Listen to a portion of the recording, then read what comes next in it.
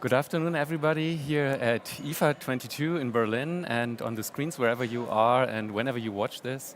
My name is Robert Rausch. I'm working at the Stiftung Preußischer Kulturbesitz, the Prussian Cultural Heritage Foundation in Berlin, as a scientific associate in the project Museum 4.0, Museum 4.0. And I'm going to talk tonight about how can digital culture education work for institutions and audiences alike.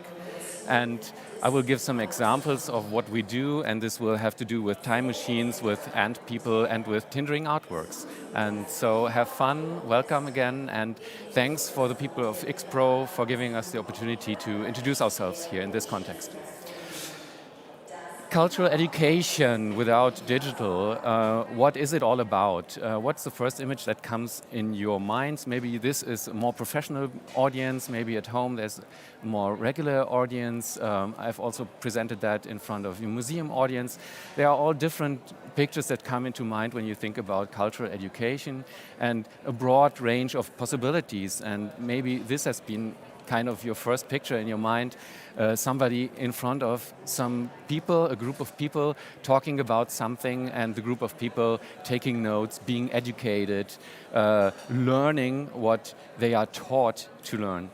But maybe another picture came into your mind, maybe more of the people here in the audience.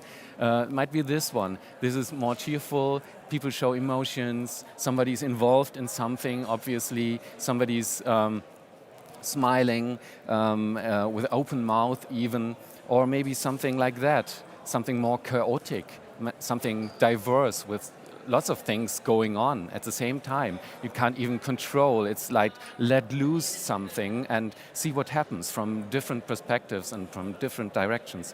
Or maybe it's been something like that, what you've been thinking about. Some people interacting on the same level with each other and preparing something, being creative together, collaborating, participating in something, preparing some kind of exhibition maybe with objects you wouldn't expect in a museum. All of this can obviously be cultural education. Some of this might be digital cultural education, and some of this, you might have guessed it, the last three pictures obviously are from Museum 4.0, from the project I'm working in and which I'm going to introduce to you tonight. Just one more step back maybe before. Why is this picture so diverse? And we are all talking about digitization, and we are living in digitized circumstances and in times of digitization for, well, pretty long. Some of us remember the time before, some don't. What's specific about cultural education, digital cultural education, maybe is that it's not the first mover in the field of digitization.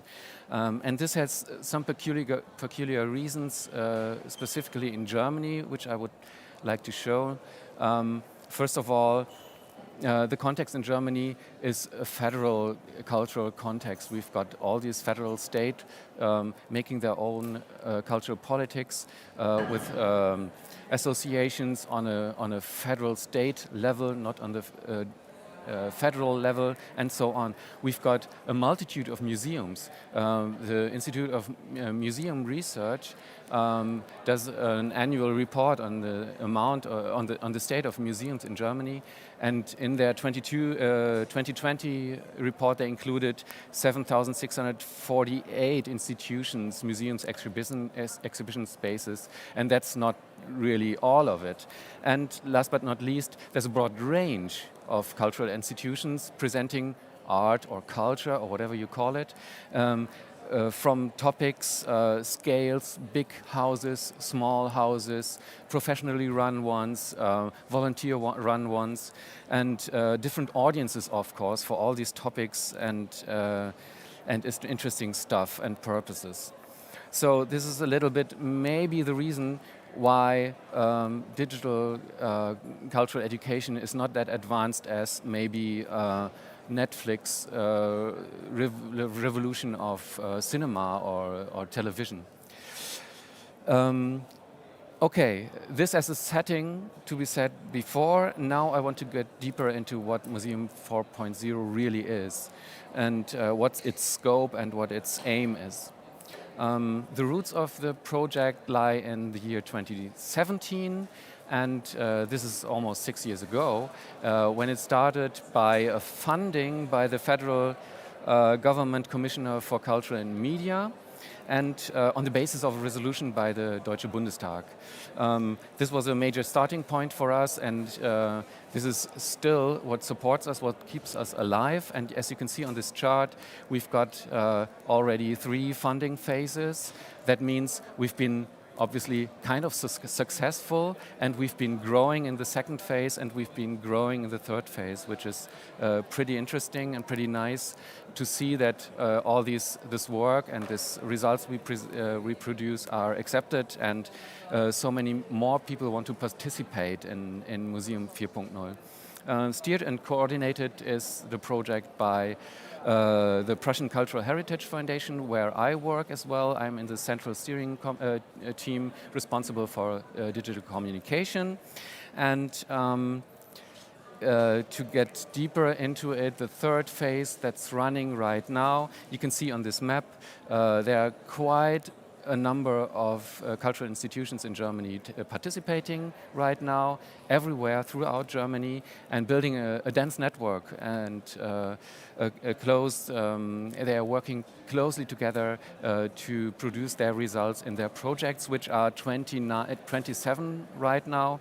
We won 9 new partners this year, and we have something new, a new constellation that's tandems, which is very close to what we really want to achieve. That are old partners from the first phase working together with new partners that haven't been included before, and they are reusing what has been built before. This is one of the core aspects of Museum 4.0, reuse and redevelopment and further development of what's been constructed before. So you don't have to reinvent the wheel each time again. This diversity I've been talking about is also represented in our project, Museum 4.0. We've got art and literature museums, we've got museums of natural history, we've got technology museums like the Deutsche Museum in Munich. We've got historical and archaeological museums. We've got museums of intangible cultural heritage, which is very peculiar because you can't exhibit it actually, what's happening, like performances like Fastnacht. How can you represent that in a digital way, and how can you educate about that? We're dealing with all these questions, and for this purpose we've got 3 principles. The first one, thinking analog and digital together. The second one, learning and learning from each other. And the third one, sharing and passing on, which I hinted at before. Thinking analog and digital together, what does it mean? Obviously there has been a cultural education before the digital times, and now the digital is coming, and it's coming not on top, but it's coming close, hand in hand, working hands in hands with the analog cultural education. So it doesn't mean that something is replacing something, but the people working in the museums, developing the, educational concepts, work together with the people that have the skills for digital education. And they learn mutually from each other. This is a really very important aspect when you think about the conditions in the museums and how they maybe have got to change or to develop to have the digitality happening in museums. And the other thing is, well, the content we are dealing with is analog, of course. It's not by nature digital, so you've got to start with the content. You've got to start with what you have, what you want to represent. A museum has a large collection maybe. The intangible cultural heritage has some performances happening in real life. And the question is not how can I employ augmented reality or artificial intelligence, but what technology suits best my purpose of representing this analog content. So start with the content. This is what we mean by thinking analog and digital together. The second one is learning and learning from each other. Museum 4.0 is a testing ground, and this is something that's new sometimes for museums that deal with long-established knowledge and cultural practices. Now they've got to learn that they have to test something, build something, maybe fail building it, and rebuilding it again. And Museum 4.0 builds a testing ground for that, a safe place to do that, which is a really comfortable way of approaching that. But I think it's necessary. And this exchange that happens between the partners. They are as diverse as they are. They have found out that all of them have the same problems, have the same goals, have the same purpose, that is educating people about something that's culturally valuable. And they share this expertise and transfer this knowledge in different ways, like conferences, like workshops, like exhibitions. I will come back to that later again. And sharing and passing on is not only an internal thing, but it's also an external thing. Sharing and passing on means that we are building everything that we build, and all the knowledge we generate, we build that for the whole cultural heritage community to reuse that and to adopt that. Everything is published under Creative Commons license, so it's free to use for everybody. I will come to that later on again. What are some topics we are working about? We are working on user centricity, doing visitor research and conceptual development. How do people consume culture and how do they consume cultural education? We are working on, we are testing the prototypes we develop, as you do in the digital economy anyway. Testing brings forth improvements, and that's what we do as well. And we enable digital participation. That is, we don't build it for people, but we build it with people. Another thing is, like, we like to push boundaries, of course. There's always something going on in the digital realm. New technologies evolve, and so we try to evaluate what value they have for digital education. For example, for this intangible cultural heritage, which is a really interesting field of experimentation, what can be used to represent this performed, lived cultural heritage. Or we have other technologies that we just test and develop knowledge about it and develop guidelines how to use this, how to employ them. Or we have laboratories in museums, which is also something that's a cultural change for museums, that they don't just represent something, but they develop something, and something new can evolve in museums. Another selected topic is, of course, the narrative and the gamification. We have got projects that experiment with this. We're using storytelling to get more immersive experiences. We are combining the analog and the digital experience to narrate certain stories. And we have playful experiences that deliver gratification in a different level than just I've learned something, but I've learned something with fun, and this hopefully stays in your heart and in your head longer. So to sum it up, we are expecting more than 100 results from all this project we are building. We are creating a vivid network of people and institutions. We have lots of activities going on. Come to our website. We are always informing you on our website, on the social media channels, see what we are doing. And we have a vivid interest in reusing that from all around the cultural institutions. Now, get deeper into what we are doing. Some examples I've brought to you. The first one is the soil animal to the fourth power, Bodentier hoch 4 in German. It's an app by the Senckenberg Museum of Natural History in Görlitz, by which you can just determine soil animals, animals that live in the soil and are usually so small that they are overlooked. And now you've got a means to determine them and to foster your interest in them and get instant feedback about that. The critical thinking stations in Deutsches Auswandererhaus in Bremerhaven, very interesting project on the diversity of experiences. People are invited to leave their comments on what they experience in the museum and are confronted, if they like, with the reactions of other people visiting the museum and the exhibition. And from this polyvocal gathering of voices, something new emerges, and the experience of we are not alone, and we are diverse and have nonetheless the same experience maybe. The 360-degree virtual reality experience by the Museum of the Swabian Alemannic Fasnet, which is not so easy to pronounce in English, used a 360-degree camera to record even this just happening, performing cultural heritage, and as you can see, also headsets to display that and make it available and re-experienceable regardless of time and place. Or Tracking the Past by Warschlacht Museum, which is basically a huge field where you can see nothing. It's like a park, but it's been the site of a Roman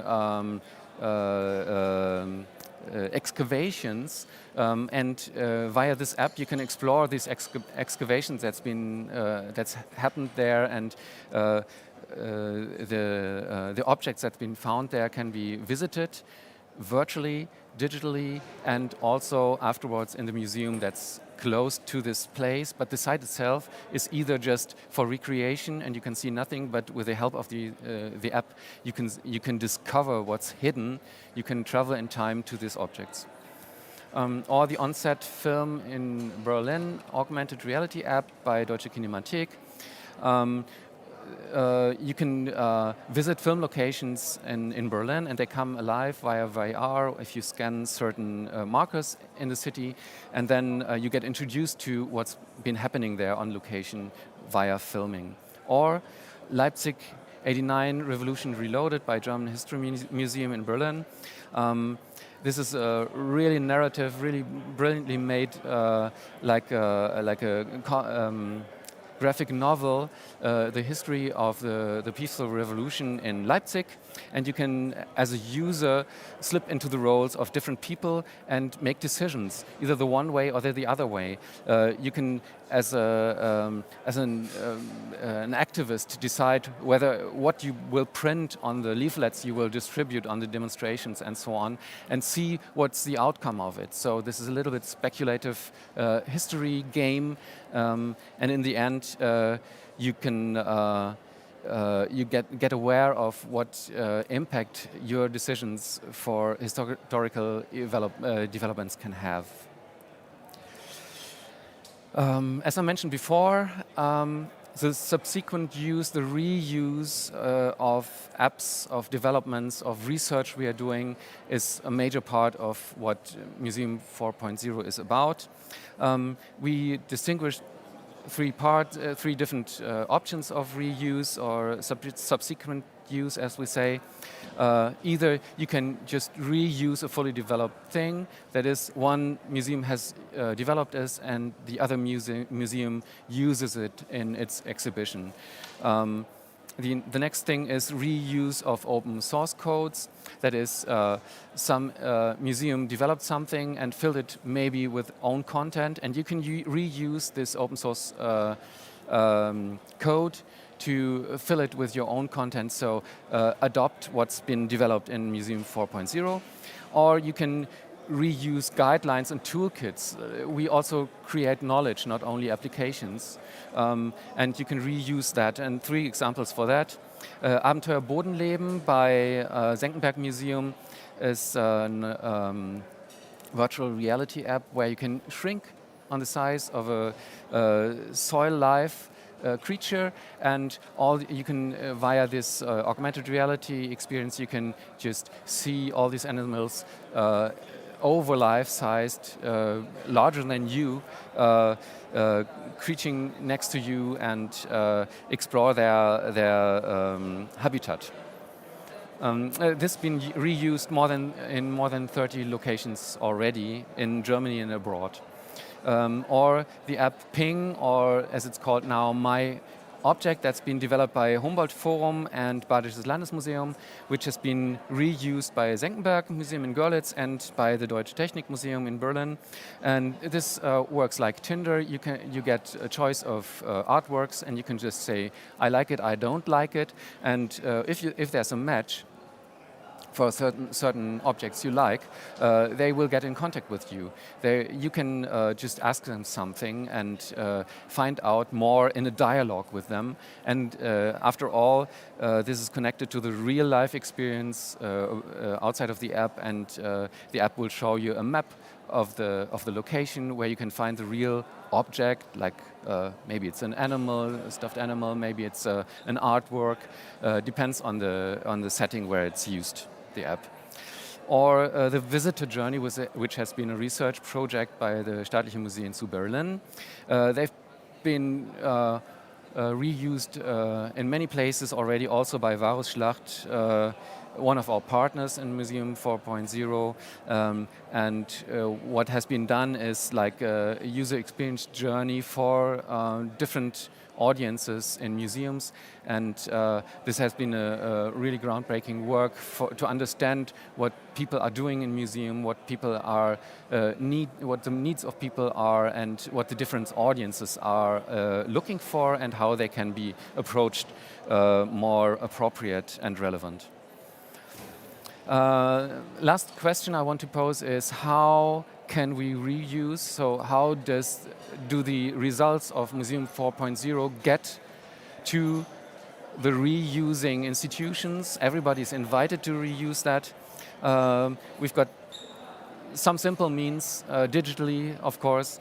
We've got our own website, as I said before, our Museum 4.0 platform, museum4.0.de, where you can find the result platform. We are actually in the third phase, in the middle of the third phase, but results from the first phases and second phase are already coming in and are being published here with the documentation, with all the illustrating works that you will need with a short abstract. So go there and you can search and filter by technologies, by educational concept and so on, and you can find whatever you need in the results. So far we've got 35, but they're constantly coming in, and this project is going to be at least till the end of this year, so we are expecting about 100 results at least on this platform. But it's not only our own platform, because nothing is eternal, even in the internet. So we also publish on Zenodo and on GitHub. So when codes are concerned, you will find them on GitHub. There's an extensive code review being done, so this will be easily be reused or adapted for whatever purpose you can think of. And this is already my last point. What's next? What's coming after reusing? What's coming after my speech right now? Well, get inspired, go to our website, Museum 4.0, museum4.0.de, go to the blog where we constantly publish experiences from our partners, ask questions about how the projects are going on. There's a lot to be learned there for the wide, broad cultural heritage landscape in Germany. And we've also got social media channels. Go there, visit us, and keep informed. Get connected. Be part of what Museum 4.0 is building right now. Be part of the conversation. We've got regular events going on. We are going to have an Impulse event in the coming week, I think. Go to the website and look for it. And even if this is a recording, just go on the website and you will find all the other events as a report, and you can learn still. And connect with us with LinkedIn. It's all about the people. It's a project. Obviously, the project will end and the people will spread somewhere else, but you can keep connected with them via LinkedIn, via our LinkedIn channel. And Well, the last thing is get going, reuse, adapt, see what's in for you, and get in contact with us, exchange what your needs are, and let's talk about it, and maybe we can help you with something we already built and we can adopt it together. That's it for today. Thank you very much for your attention, and I hope to see you soon.